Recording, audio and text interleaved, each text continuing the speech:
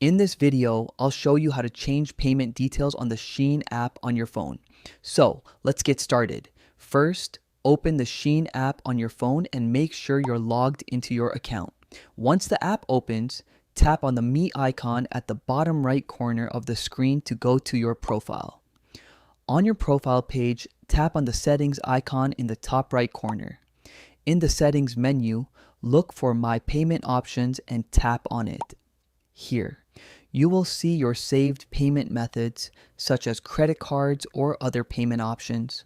To change your payment details, first delete your existing payment method by tapping the trash icon next to it, and then confirm by tapping delete.